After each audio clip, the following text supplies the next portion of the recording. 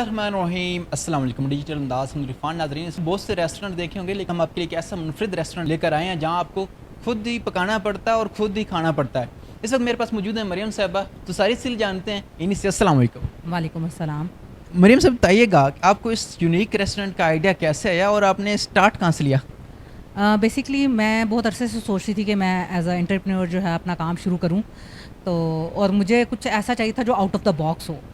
मैं अक्सर जब ऑफिस से घर जाती थी तो मेरा छोटा भतीजा है, वो मुझे कहता था पप्पो मैंने नूडल्स पकाने हैं, खाने हैं, लेकिन मैं पकाऊंगा खुद। आपको पता है बच्चे छोटे होते हैं, आग के पास जाते हैं, चीज़ें ख़राब हो सकती हैं, आग लग सकती है, खुदा ना खास्ता।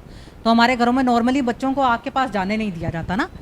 तो इस वजह से फिर मैंने वहाँ से इस चीज़ को सोचा कि यार बच्चों को बहुत शौक होता है पकाने का। तो यहाँ जो हमारे पास हैं वो इलेक्ट्रिक स्टोव्स हैं, तो उसके लिए हमें फ़ायदा ही होता है कि बच्चे आते हैं यहाँ पर पकाते हैं, यहाँ पर कोई ऐसा डेंजरस चीज़ भी नहीं है जो बच्चों को इशू करे। तो वहाँ से मुझे इस माइंडसेट के साथ आया कि क्यों ना मैं कुछ ऐसा सेटअप बनाऊँ जिसके अंदर खुद लोग आएँ, पकाएं और खाएं। कि जिसको पकाना नहीं आता वो क्या करेगा? अगर वो उसे भी आपके रेस्टोरेंट का खाना खाना है तो वो क्या करे?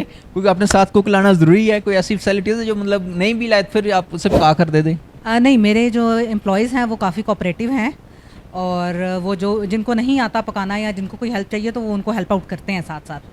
वहाँ पर मौजूद मतलब मेरे पास 3-4 एम्प्लॉयज़ हैं जो मुसलसल किचन में मौजूद रहते हैं, और जब भी किसी को कोई प्रॉब्लम आती है वो उनको हेल्प आउट करते हैं और गाइड भी करते हैं कि किस तरह से इसको कुक किया जाए। फीमेल के लिए एक बिज़नेस करना पाकिस्तान में खुसूसी एक बहुत बड़ा मुश्किल स्टेप समझा जाता है, लेकिन आपको किस चीज़ ने मोटिवेट किया जो इस तरह का आपने स्टेप लिया? मैंने 2012 में एमबीए किया था। उसके बाद जब मैंने जॉब शुरू की तब से मेरा एक ये ख्वाहिश थी कि मैं बिज़नेस की तरफ जाऊं, और मेरे फादर भी जो हैं वो मुझे हमेशा हर जगह सपोर्ट करते हैं।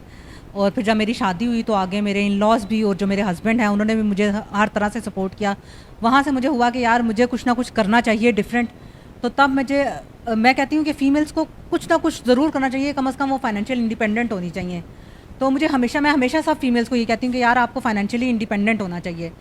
तो उसके लिए हर फीमेल के लिए फाइनेंशियली इंडिपेंडेंट होने के लिए ज़रूरी है कि जो उसकी फैमिली है, उसके इन लॉज़ हैं, ख़ासकर उसके हस्बैंड, उसके इन लॉज़ और उसके फादर मदर जो हैं वो उसको सपोर्ट करें हर सिस्टम पे, हर सिनेरियो में, कि अगर वो बिज़नेस करना चाहती हैं, जॉब करना चाहती है, तो कम से कम वो उनके साथ खड़े हों। तो मेरे ख्याल में फिर कोई चीज़ मुश्किल नहीं रहती जब आपकी फैमिली आपके साथ हो। आप कोई और भी काम कर सकते थे, फूड की तरफ कोई आई, ये बिज़नेस क्यों, ये आसान था या इस वजह से आई या कोई और ट्रस्ट था फूड में?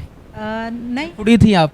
हाँ, मैं खुद तो फूडी हूँ ये तो है कि मैं फूडी हूँ, लेकिन ये था कि आपको पता है पाकिस्तान में सबसे अच्छा जो है वो फूड बिज़नेस माशाल्लाह चलता है। और दूसरा ये चीज़ है कि एक डिफरेंट चीज़ इसी में ही आप मुतारिफ़ करवा सकते थे, तो मुझे लगा कि मुझे एक डिफरेंट चीज़ करनी चाहिए।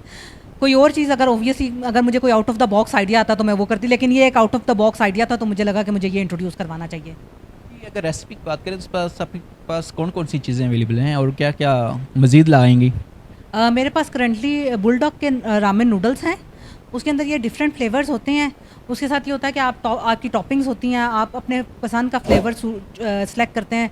जैसे बहुत सारे लोगों को कार्बोनारा पसंद है, क्रीम कार्बोनारा, इस तरह के डिफरेंट फ्लेवर्स हैं। फिर उसके बाद टॉपिंग्स आती हैं। टॉपिंग्स आप अपनी पसंद से सिलेक्ट कर सकते हो। चिकन टिक्का है, चीज़ है, सॉसेजेस हैं, उसके अलावा सेसमी सीड्स हैं, इस तरह की डिफरेंट टॉपिंग्स हैं मेरे पास। वो आपने सेलेक्ट करनी है अपने अकॉर्डिंगली, और फिर अपने अकॉर्डिंगली कुक करना है। किसी को ज़्यादा कुक पसंद है वो ज़्यादा कुक करता है, किसी को नॉर्मल कुक पसंद है वो नॉर्मल कुक करता है, और किसी ने सूप वाला लेना है वो सूप वाला लेता है। हर बंदा अपनी पसंद का अकॉर्डिंगली अपनी स्पाइसेस डाल के खाता है, तो कभी ये वाला इशू ही नहीं आया कि स्पाइसेस ज़्यादा हैं या कम है। पाकिस्तान में तो अक्सर लोग कढ़ाई या खाने के शौकीन हैं, लेकिन आप नूडल्स की तरफ इस आवाम को कैसे लेकर आएंगे? नहीं, पाकिस्तान में लोगों को हर चीज़ ही पसंद है। आपकी जो अब नई जनरेशन आ रही है जिसको हम नॉर्मली जनरेशन जी के नाम से जानते हैं, उनको ये चीज़ें बहुत ज़्यादा अट्रैक्ट करती हैं। उनके लिए एस्थेटिकली चीज़ें बहुत प्यारी हों, और ये नूडल्स हों, पास्ताज हों, ये सारे उनको बहुत ज़्यादा अट्रैक्ट करते हैं। तो मुझे ऐसा इतना कोई ख़ास मेहनत नहीं करनी पड़ी, अल्लाह का शुक्र है, अल्लाह का बड़ा करम है। 1 मंथ हुआ है मुझे अभी इसको स्टार्टअप हुए हुए, लेकिन मेरा अच्छा रिज़ल्ट आ रहा है। और सिर्फ खाली जनरेशन जी नहीं, ओल्ड एज के लोग यानी कि 40-45 ईयर्स के लोग भी आते हैं मेरे पास, आकर खाते हैं। फैमिलीज़ आती हैं, बहुत सारी फैमिलीज़ आती हैं जो रेगुलर बेसिस के हमारे कस्टमर्स हैं, और वो बहुत इन्जॉय करते हैं यहाँ पर आकर। कस्टमर्स आते हैं आपका ये इन्वायरमेंट देखकर और स्पेशली ये देखकर कि खुद ही पकाना और खुद ही खाना, तो क्या फीडबैक होता है कस्टमर्स का और बच्चों का? अच्छा, जब खुद पकाते हैं ना, तो चूंकि वो ग्रुप की फॉर्म में आते हैं, तो वो एक दूसरे को तंग करना, शरारतें करना और एक दूसरे की वीडियो साथ एंजॉय भी कर रहे होते हैं। एंजॉय भी करते हैं। बहुत सारी ऐसी हैं, यार अच्छा तुम तो कभी घर में कुकिंग भी नहीं करती हो, तो कहती है नहीं यहाँ मज़ा आ रहा है। तो वो काफ़ी लोग एंजॉय करते हैं इस चीज़ को। बहुत मज़ा करते हैं। स्पेशली बच्चे जब आते हैं, मेरा अपना भतीजा अक्सर व बेशतर यहाँ आकर खाता है।